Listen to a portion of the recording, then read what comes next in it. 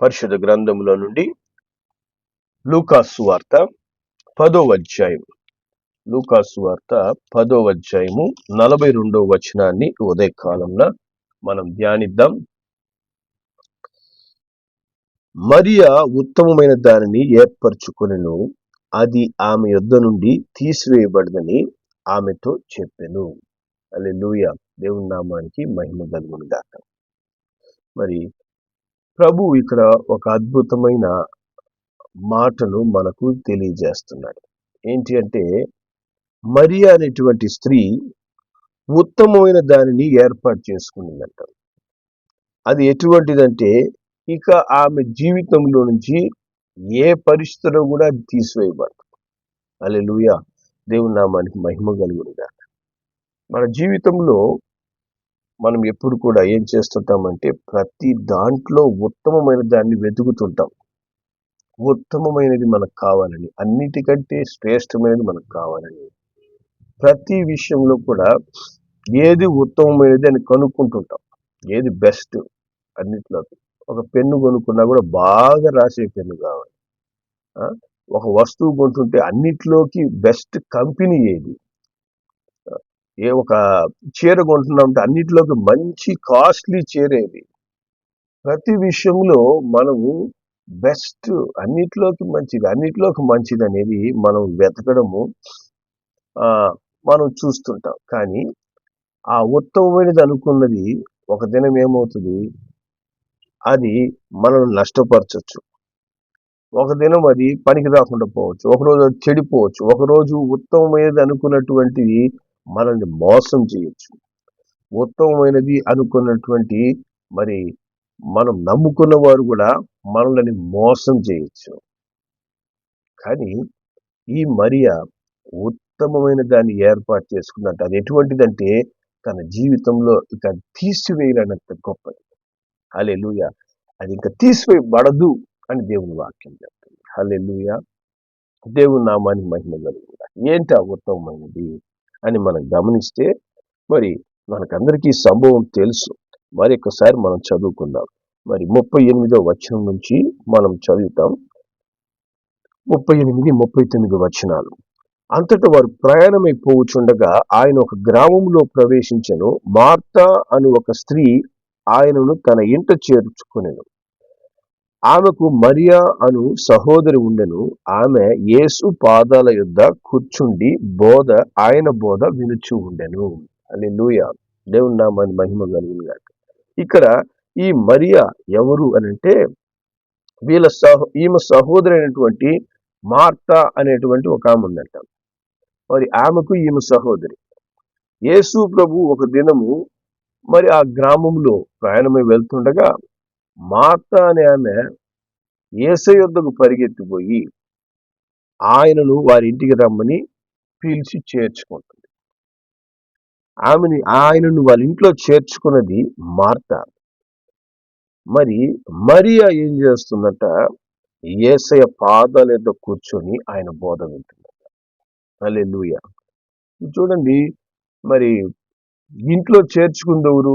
యేసయ్యని ఇంట్లోకి తీసుకొచ్చుకునేది ఎవరు? తీసుకొచ్చింది మరియా కాదు, మార్తా. యేసయ్య దగ్గర కూర్చొని ఉత్తమమైన దాన్ని ఏర్పాటు చేసుకుంది ఎవరు? ఉత్తమమైనది అంటే ఏంటంట, యేసయ్య పాదాల దగ్గర కూర్చుండుట, యేసయ్య యొక్క మాటలు జాగ్రత్తగా ఆలకించుట. మరి ఈ పని చేసింది ఎవరు? మరియా. చాలా మంది ఎలా ఉంటారంటే, మార్తాల్లాగా ఉంటారు. మార్తాలు ఎటువంటి వారంటే, యేసయ్య నమ్ముకున్నావా? నమ్ముకున్నారు. యేసయ్య తెలుసా? యేసయ్య తెలుసు. మీరు క్రైస్తవులా? అవును, మేము క్రైస్తవులమే. మీరు ఎలా క్రైస్తవులు? ఆదివారం చర్చికి పోతాం కాబట్టి. మీరు క్రైస్తవులను ఎలా తెలుసు అంటే, ఇంటి మీద దేవుని వాక్యాలు రాసుకొని ఉన్నాం, గోడకి దేవుని వాక్యాలు పెట్టున్నాం. యేసయ్య నీ హృదయంలో ఉన్నాడా అంటే, యేసయ్యకు హృదయంలో స్థానం ఉంది. గోడల మీద స్థానం. క్రైస్తవులని చూపించుకునే మార్గాలు చాలా మంది ఉంటారు. క్రైస్తవులము అంటూ నటిస్తూ జీవించే వాళ్ళు చాలా మంది ఉంటారు. ఇక్కడ కూడా ఎట్టుందంటే, మార్తా ఇంట్లోకేమో యేసయ్యని చేర్చుకుంది, కానీ తన హృదయంలోకి యేసయ్యను చేర్చుకోలేకపోయింది. అందుకే ఈ మార్త యేసయ్యను తన ఇంట్లో ఉన్న యేసయ్యను తన హృదయంలో చేర్చుకోలేదు కాబట్టి ఆమె ఉత్తమమైనది ఏర్పాటు చేసుకోలేకపోయిందంట. కానీ ఇంట్లోకి తీసుకొచ్చినటువంటి యేసయ్య దగ్గరకు పరిగెత్తి యేసయ్య దగ్గర కూర్చొని ఆయన చెప్పిన మాట జాగ్రత్తగా వింటుంది. ఎవరు? మరియా. ఆ జాగ్రత్తగా వినడం వల్ల దేవుడు అంటున్నాడు, ఆమె ఏదైతే ఏర్పాటు చేసుకుందో అది ఆమె జీవితం నుంచి ఎప్పటికీ తొలగించబడదు. హల్లెలూయా. ఎందుకంటే దేవుడు ఉత్తముడు. హల్లెలూయా. ఆ యేసయ్యను సరిగా నువ్వు వెంబడించినట్లయితే, యేసయ్యను అనుసరించేందుకు సమస్తాన్ని నువ్వు వదులుకోగలిగినట్లయితే, యేసు నీ జీవితంలో చేయలేని కార్యాలు నీవు ఉండవు. ఇక్కడ మార్త ఎందుకు యేసయ్యను హృదయంలో చేర్చుకోలేకపోయింది? ఇక్కడ వాక్యం చెప్తుంది 40వ వచనంలో, మార్త విస్తారమైన పని పెట్టుకున్నట చేత తొందరపడి ఆయనతో వస్తుందంట. చూసారా? విస్తారమైన పని. చాలా మంది జీవితాల్లో విస్తారముగా బిజీ, యేసయ్యతో కూర్చోలేనంత బిజీ, యేసయ్య పాదాల దగ్గర కూర్చోలేనంత బిజీ, విస్తారమైన పని. చాలా మంది ఎప్పుడు కూడా చెప్తుంటారు, ఏమ్మా ఈరోజు ఎందుకు ప్రార్థనకు రాలేదు? ఈరోజు నువ్వు ప్రార్థించలేదు? ఈరోజు ఎందుకు ఈరోజు వాక్యం చదివావా? బైబిల్ చదివావా? లేదు పాస్టర్ గారు, చదవలేదు. ఎందుకు? విస్తారమైన పని. విస్తారం. చాలా. ఉదయం లేచినప్పటి నుంచి పరిగిస్తూనే ఉంటారు. పరిగెత్తి పరిగెత్తి పరిగెత్తి పరిగెత్తి దినమంతా రన్నింగ్ రేస్. ఆఖరికి ఏమైపోతుంది? విచారము, చింత, అలసట.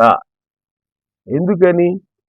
చేయవలసినటువంటి ఒకే ఒక కార్యమైన యేసయ్యను పట్టుకోరు. విస్తారమైన పనులు. మార్తాలు ఎక్కువైపోయారు ఈ దినాల్లో. మార్త, అందరు ఎవరు చూసినా మార్తా కనిపిస్తుంది వారిలో. ఎందుకంటే మార్తాలంట ఇంట్లో యేసయ్య ఉంటాడు కానీ వారు యేసయ్యకు లోబడరు, యేసయ్య మాట వినరు, ఆయన ఎంత చెప్తున్నా కూడా ఆలకించరు.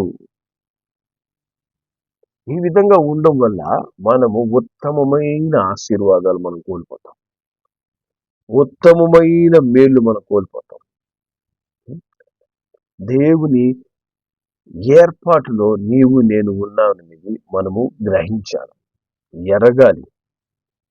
ఎప్పుడైతే దేవుడు నిన్ను ఏర్పాటు చేసుకున్నాడు, దేవుడు తన రక్షణ నీకు అనుగ్రహించాడు, తన రక్తముతో నిన్ను కడిగి నిన్ను తన సొత్తుగా చేసుకొని ఉన్నాడు అనేది నువ్వు గ్రహిస్తావో, నిన్ను దేవుడు ఎంత విలువైనదిగా చూస్తున్నాడని గ్రహించి మొదటగా ఆయన పాదాల యొద్ద నువ్వు కూర్చుంటావు. దేవుడు చెప్పే మాటకు లోబడతాం. దేవుడు చెప్పే మాటకు మనం లోబడినప్పుడు దేవుడు ప్రతి విషయంలో నిన్ను క్రమముగా నడిపిస్తాడు, మన జీవితాలను సరిచేస్తాడు, మన మార్గాలను మనకు ఆశీర్వాదంగా మారుస్తాడు. మనము ఆయన పాదాల దగ్గర కూర్చోనంత కాలము మనకేముంటది? చూడండి, ఆమె చెప్తుంది మార్త 40వ వచనంలో, మార్త విస్తారమైన పని పెట్టుకున్నట్టు చేత తొందరపడి ఆయన ఎద్దుకు వచ్చి, ప్రభువా, నేను ఒంటరిగా పని చేయుటకు నా సహోదరి నన్ను విడిచిపెట్టినందుకు నీకు చింత లేదా? నాకు సహాయం చేయమని ఆమెతో చెప్పుము. చూసారా? ఎప్పుడైతే దేవునికి దూరం అవుతామో ఒంటరి అయిపోతారంట. నేను ఒంటరిగా పని చేసుకుంటున్నాను. యేసయ్య లేకపోతే మన జీవితంలో ఒంటరితనం. యేసయ్యతో నీ సహవాసం లేకపోతే నీ జీవితంలో నీ స్నేహితులు 100 మంది ఉన్నా, నీ సొంత వాళ్ళు, నా అనుకునే రక్త సంబంధులు 1,000,000 మంది ఉన్నా, నువ్వు ఒంటరివే. ఇక్కడ మార్తకి ఏమర్థమైంది? నేను ఒంటరి. యేసయ్య ఇంట్లో లేడా? నీ ఇంట్లోనే ఉన్నాడు యేసయ్య. ఇంట్లోనే కూర్చొని ఉన్నాడు. మార్తనే ఇంట్లోకి చేర్చుకుంది. యేసయ్య ఇంట్లో ఉంటే ఏం ఒంటరి అయిపోయిందంట. ఎంతమంది ఒంటరి బతుకుతున్నారు ఈ దినమున? యేసయ్యని హృదయంలో చేర్చుకోకుండా యేసయ్యకు లోబడకుండా, యేసయ్య మాటలు వినకుండా, మరి ఒంటరి బతుకు, అన్ని ఉన్నా ఏమీ లేనటువంటి బ్రతుకు. పోనీ ఆమె ఒంటరిగా బతుకుతుంది, ఆ పక్కన ఉన్న మరియానన్న వదిలిపెట్టిందా అంటే ఆమె మీద నిందలు వేస్తుందంట. ఈమె నన్ను విడిచిపెట్టేసింది. ఈ సహోదరి చూసారా, నా సహోదరి నన్ను విడిచిపెట్టేసింది. విడిచిపెట్టేసి ఆమె నీ దగ్గరకు వచ్చి కూర్చోనండి. చాలా మంది ఏం చేస్తుంటారంటే, ఒకరు దేవునిలో ఎదుగుతున్నప్పుడు, ఒకరు దేవుని యందు భయభక్తులు కలిగి ప్రభు వెంట నడుస్తున్నప్పుడు, మేము ఈ విధంగా బిజీగా ఉంటే ఈమెంది పెద్ద పరిశుద్ధురాల్లాగా, ఈమె దేవుని బిడ్డలాగా వెళ్ళి ప్రభు సన్నిధి, ప్రభు ఏసయ్య ఏసయ్య అని చెప్పి ప్రార్థనలకు వెళ్ళిపోద్ది. ఏసయ్య ఏసయ్య అంటూ చర్చికి వెళ్ళిపోద్ది. ఏసయ్య ఏసయ్య అంటే ఎక్కడ ప్రార్థన జరిగినా సిద్ధంగా ఉంటది. 24 గంటలు ఏసయ్య పాటలు పాడతా, ఏసయ్య వాక్యం చదువుతూ ఏసయ్యకి లోబడి ఉంటుంది. ఈమె నన్ను వదిలిపెట్టేసింది, విడిచిపెట్టేసింది. ఎస్, చాలాసార్లు నిజంగా ఏసయ్యను వెంబడించే వాళ్ళకి ఈ విధమైన మాటలు వస్తుంటాయి. ఎందుకంటే వాళ్ళకుండే విచారము చింత నీకు లేదని చెప్పి. విచారము చింత నాకుందే, ఈయనకెందుకు లేదు, ఈయనకెందుకు రాలే? ఎందుకంటే యేసయ్యతో ఉన్నప్పుడు ఆ చింత ఉండదు. యేసయ్యతో ఉంటే ఆ దిగులు రాదు. యేసయ్య లేకపోతే మనం ఒంటరి అయిపోతాం. యేసయ్య లేకపోతే మనకేం కలుగుతుందంట? మనకు సహాయం చేసే వాళ్ళు ఉంటారు. ఏం చెప్తుంది, నాకు సహాయం చేయి. ఎస్, సహాయం చేసే వాళ్ళు దూరం అయిపోతారు. ఎందుకని? యేసయ్య ఉంటేనే మనకు అన్ని సహాయాలు. యేసయ్య మన వెంట ఉంటేనే అన్ని మేళ్ళు. హల్లెలూయా. యేసయ్యనే మనం దూరం చేసుకున్నాం అనుకో, యేసయ్యనే మనం మన జీవితంలో దూరం పెట్టేసుకున్నామంటే రావాల్సినవన్నీ పోతాయి, అన్ని నష్టపోతాం. ఈమె ఒంటరి అయిపోయిందంట. ఏది విస్తారమైన పనులు పెట్టుకునిందంట, ఆ పనుల వల్ల ఒంటరి అయిపోయింది. దానివల్ల అందరూ విడిచిపెట్టారు అనుకుంటుంది, సహాయం లేని వానిగా జీవిస్తుంది. యేసు ప్రభు అంటున్నాడు 41వ వచనంలో, మార్తా మార్తా, నువ్వు అనేక పనులను గూర్చి విచారము కలిగి తొందరపడుచున్నావు. చూసారా, నీలో విచారానికి కారణం ఏంటంటే నువ్వు మరియాలాగా ఉత్తమమైన దాన్ని ఎన్నుకోలేదమ్మా. అందుకే నీ జీవితంలో విచారం. ఎప్పుడు విచారంతోనే బతుకుతుంటారు. విచారం ఎందుకంటే యేసయ్య వాక్యం గోడల మీద ఉంటది కానీ హృదయంలో యేసయ్య ఉండడు. అందుకే ఏమైపోయింది, వారి జీవితంలో విచారమే. ఆ విచారం ఎప్పటికీ పోదు. ఏ విధంగా యేసయ్యను మనం ఎన్నుకుంటే ఆయన ఎప్పటికి మనల్ని విడిచిపెట్టడో, యేసయ్యను విడిచిపెట్టే విచారం మనల్ని ఎప్పుడు విడిచిపెట్టదు. ఒంటరితనం మనల్ని ఎప్పుడూ విడిచిపెట్టదు. చింత అనేది నీ జీవితాన్ని వదిలిపెట్టనే పెట్టదు. సమస్యలు అనేది ఎప్పుడు మన చుట్టూ పట్టుకునే ఉంటాయి. సాతానుడు నిన్ను ఆశీర్వదిస్తాడు, నీ తల మీద చేయబెట్టి. ఎస్, యేసయ్యను వదిలేవు కాబట్టి ఇక నేనే నీ వెంట, నేనే నీ తోడు అంటూ సాతానుడు నీకు తోడుగా ఉన్నందువల్ల చింత, విచారం, దుఃఖం, వ్యాధి, అన్ని విధాల సమస్యలు. కానీ వీళ్ళెవరు చర్చికి వెళ్తారా? చర్చికి వెళ్తారు, ప్రార్థన చేసుకుంటారు. ఇంట్లో వాక్యాలు ఉన్నాయి. అదే వీళ్ళు క్రైస్తవులని గోడ మీద శిలువ గుర్తేసిందా? గోడ మీద శిలువ గుర్తేసింది. కానీ ఏంటి సమస్య? లోపల హృదయంలో యేసయ్య లేడు. యేసయ్య పాదాల దగ్గర కూర్చునే అనుభవాలు లేవు. యేసయ్య చెప్పిన మాట అస్సలు వినరు. యేసయ్య ఈ మార్గంలో పోతే నీకు సమస్య కలుగుతుంది, ఈ పనులు నువ్వు చెయ్యొద్దని హెచ్చరిస్తూ ఉన్నా, దైవజనుడి ద్వారా చెప్తున్నా, దేవుడి వాక్యం ద్వారా నీతో మాట్లాడుతున్నా, మరలా నిన్ను సరిచేయాలని దేవుడు ఎంత ప్రయత్నాలు. అయ్యో, నేను రక్తం పెట్టి, నా రక్తాన్ని కార్చి ఈ బిడ్డకు విలువ చెల్లించి నేను కొనుక్కున్నానే, ఈ బిడ్డని ఎట్టయినా నేను రక్షించాలంటే నీ మాటగా నేను వినలేసయ్యా. నేను మార్తాని, నేను మరియాను కాదు. మార్తా అయితే బుద్ధి లేకుండా నీ పాదాల దగ్గర కూర్చుంటది, కానీ నేను మరియాను కదా, నేను నీ దగ్గరికి రాను. నా హృదయంలోకి నిన్ను అసలు చేర్చుకోను. నా హృదయం ఆల్రెడీ ఫిలప్ అయిపోయింది, ఖాళీ లేదు హృదయంలో. విస్తారంగా నేను బిజీ, విస్తారమైన కార్యక్రమాలు నాకున్నాయి. ఏమైపోతాయి? ఒంటరైపోతావు. విస్తారమైన పనులతో విచారం వచ్చేస్తుంది. విస్తారముగా నువ్వు బిజీ అయిపోతే నీకు సమస్యలు పెరిగిపోతాయి. విస్తారంగా నువ్వు యేసయ్య దగ్గరికి రాకుండా ఉంటే నీ జీవితం అంతా కలవరమే. ఇవన్నీ నీ చుట్టుకొని ఉన్నాయా? అవన్నీ నింపబడుతున్నాయా? లేదా ఉదయాన్నే ఉత్తమమైన దేవుని ఆరాధిస్తూ ఆయన పాదాల దగ్గర కూర్చొని దేవుడు నాతో ఏం మాట్లాడతాడు, యేసయ్యా నీ మాటలు వినడానికి నీ అంతకు వచ్చానయ్యా, ఇదిగోనైనా ఆ మరియా నీ పాదాల దగ్గర కూర్చుందే, ఇదిగో తండ్రి అట్టి అనుభవం నాకు దయచేనైనా, ఆ మరియా నీ మాటకు లోబడిందే, అట్టి లోబడే మనస్సు నాకు ఇవ్వేసయ్యా, అటు నువ్వు పాదాల దగ్గర కూర్చున్నావా? దేవుడు అంటున్నాడు, ఉత్తమమైన నన్ను నువ్వు ఏర్పాటు చేసుకుంటే ఇక నేను ఎప్పటికీ నిన్ను విడువను. హల్లెలూయా. నువ్వు నమ్ముకున్న వాళ్ళందరూ ఒకరోజు నిన్ను వదిలేస్తారు. అప్పుడేమైపోద్ది? ఒంటరి అయిపోతావు. అందరూ విడిచిపెట్టిన తర్వాత ఒంటరి. అప్పుడు తెలిసి వస్తుంది అనమాట, అరే నేను యేసయ్యను వదిలేశానని నాకు తెలియలేదే, వాక్యం గోడ మీద ఉంటే యేసయ్య ఉన్నాడు అనుకున్నాను. మేము చర్చికి పోతుంటే ఇది యేసయ్య నాతో ఉన్నాడు అనుకుంటున్నాను. అరే యేసయ్యను నేను వదిలిపెట్టేశాను అని ఎప్పుడు తెలుస్తుందంటే విచారం, సమస్య, కష్టాలు, ఇరుకులు, ఇబ్బందులు, వ్యాధులు, అప్పుడు కలవరపడతాం. మార్తాలని మనం గుర్తిస్తాం. నేను మరియా అని అనుకున్నాను, కాదు నేను మార్తాలా ఉన్నానే. హల్లెలూయా. జాగ్రత్త. యేసయ్య ఇంట్లోకి వచ్చిన తర్వాత కూడా మార్తా జీవితంలో సమస్యలు పోలే. యేసయ్య వాక్యం కాదు, యేసయ్యే వచ్చేసాడంట వాళ్ళ ఇంట్లోకి. యేసయ్యే ఇంట్లోకి వచ్చినా కూడా మార్తాకి సమస్యలు పోలేదు. నీ ఇంట్లో కూడా యేసయ్య ఉన్నా నీ హృదయంలోకి రాకపోతే సమస్యలు పోవు, కష్టాలు తీరబడవు, జీవితంలో మార్పు రాదు. కానీ మనము పోతా ఉంటాం అందరితో కలిసి వెళ్ళినట్లు అలా అలా అలా అలా, కాకపోతే దానివల్ల ఏ మేలులే. యేసయ్య ఈరోజు నీ హృదయంలో ఉన్నాడా? నీవు యేసయ్యకు లోబడ్డావా? యేసయ్య పాదాల దగ్గర కూర్చొని ఆయన చెప్పే మాట జాగ్రత్తగా వింటున్నావా? మార్తా ఆ మాటలు విన్నందువలనే ఆమె ఒంటరి అయిపోయింది.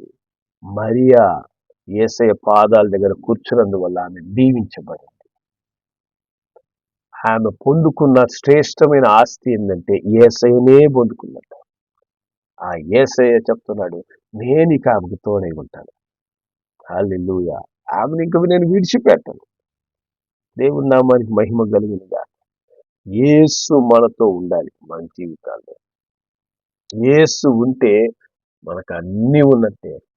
అన్నీ ఉండి యేసయ్య లేకపోతే అన్నీ ఉన్నా ఏది లేనట్టు. ఉన్నదన్నీ ఒకరోజు పోతాయి. ఎందుకని? యేసయ్య రక్షణ లేకపోతే, యేసయ్య కాపుదల లేకపోతే, ఆయన కృప మనల్ని నింపకపోతే అన్నీ ఒకరోజు మనల్ని విడిచిపెడతాయి. కాబట్టి అందుకే దేవుడు అంటాడు, మొదటగా రాజ్యాన్ని నీతిని వెతకండి, మొదట దేవుని యొద్దకు రండి, ఆయన్ని ప్రేమించడం నేర్చుకోండి, ఆయనకు లోబడ్డం నేర్చుకోండి. ఆయన చెప్పిన మాటకు మనం లోబడాలి. ఆయన బోధన వింటుందంట మరియా. దేవుడు నాకేం చెప్తాడు, నేనేం సరి చేసుకోవాలా, ఏ విధంగా నా జీవితాన్ని మార్చుకోవాలి అని ఆసక్తిగా వింటున్నందువల్ల యేసయ్య అంటున్నాడు, ఉత్తమమైనది ఈమె ఎన్నుకునిందమ్మా, నువ్వైతే నన్ను ఇంట్లో చేర్చుకున్నావు కానీ నీ హృదయంలోకి నన్ను చేర్చుకోలేదు, కానీ ఈమె చేర్చుకుంది, ఈ మరియా.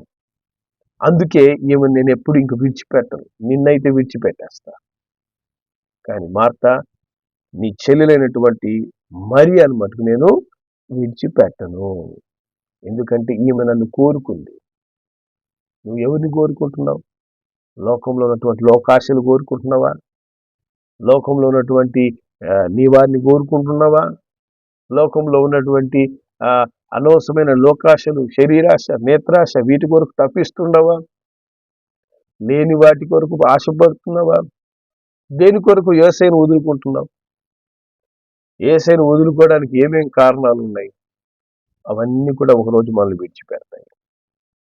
మనతో నిత్యం నుండి నిత్యం వరకు తోడై ఉండేది యేసయ్య మాత్రమే. హల్లెలూయా. ఆయన ఉత్తముడు అని రుచి చూసి తెలుసుకొనండి అని దేవుని వాక్యం. హల్లెలూయా. దేవుడు అంటాడు, అతడు నన్ను ప్రేమిస్తున్నాడు కనుక నేను అతన్ని తప్పిస్తానంటాడు. శ్రమలో అతనికి తోడై ఉంటానని చెప్పంటాడు. నువ్వు యేసయ్యని నిజంగా ప్రేమిస్తే ఆయన ప్రతి పరిస్థితిలో నిన్ను తప్పించగలడు. మన ప్రేమలంతా కూడా ఏంటంటే లిమిట్, అవసరాన్ని బట్టి. యేసు ప్రభు శాశ్వతమైన ప్రేమతో నిన్ను ప్రేమిస్తూ విడువక కృప చూపించాలని సిద్ధంగా ఉన్నాడు. ఆయన కోరుకునేప్పుడు ఆయన ఆ కార్యం చేస్తాడు. మనం కోరుకున్నప్పుడు కూడా ఆయన వచ్చి సహాయం చేయడు. మార్త యేసయ్యని ఇంట్లో చేర్చుకుంది కానీ ఆయన్ని కోరుకోలేదు. ఆయన కావాలని కోరుకోలేదు, యేసయ్యని ఇంట్లోకి చేర్చుకుంది. అదే విధంగా చాలా మంది ఏంటంటే క్రైస్తవులు అన్నట్టు ఉంటారు కానీ యేసయ్యని చేర్చుకోరు. అట్లాంటి ఇల్లుగా నీ ఇల్లుందా? అటువంటి వ్యక్తిగా నువ్వు ఉంటున్నావు ఈరోజు? ఆ విధంగా నువ్వు ఉన్నట్లయితే నువ్వు ఒక మార్తా లాగా చక్కగా రూపొందించబడుతున్నావు. ఆ మార్తా జీవితము మనకేమిస్తుంది? ఇచ్చే ఆశీర్వాదాలు ఏంటి? ఒంటరితనం, విచారం, సమస్యలు, దుఃఖము. జీవితం అంటే వేదన. కానీ ఎప్పుడైతే మనం మరియలాగా తయారవుతామో దేవుని తోడు, దేవుని ఆశీర్వాదం, దేవుని అద్భుతమైన కాపుదల, నీ ప్రతి సమస్య నుంచి ఆయన నిన్ను విడిపిస్తాడు, నిన్ను ఆశీర్వదిస్తాడు, నిన్ను నీ కుటుంబాన్ని కాపాడుతాడు. నీకు ఆయన రక్షకుడుగా తోడై ఉంటాడు.